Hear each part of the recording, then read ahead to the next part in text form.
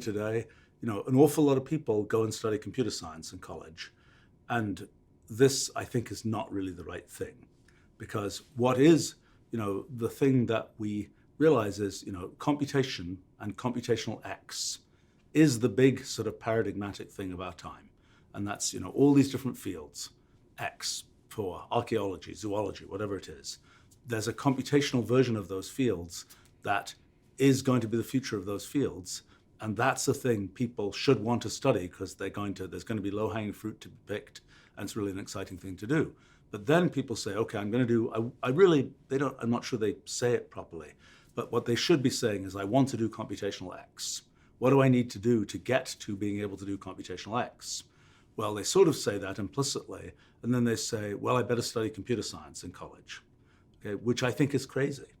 And I think because if you look at what is, computer science departments that have sort of a complicated story of what they actually teach, and a lot of it ends up being, this is how to program in low-level languages, which I don't know whether anybody's going to care about in the future. Right.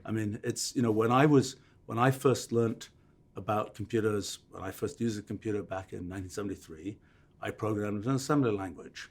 And when I built my first big computer system in 1979, it was built in the C programming language, which was at that time kind of a newfangled thing to use. And people were still saying, oh, anything really serious, you have to build in an assembly language. And, turns out nobody says that anymore because that, we automated those layers. And so it isn't useful to, hand program things in assembly language.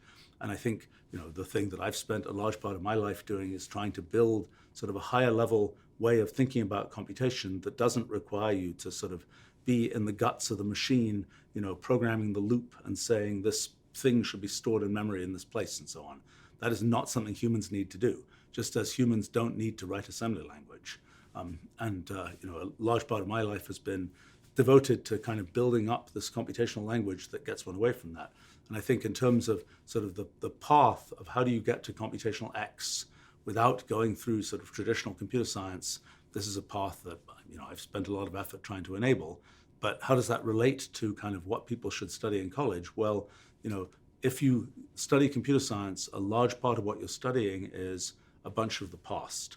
You're studying a bunch of, how to deal with computers at a low level. Actually, I think they stopped teaching assembly language, which is kind of a shame.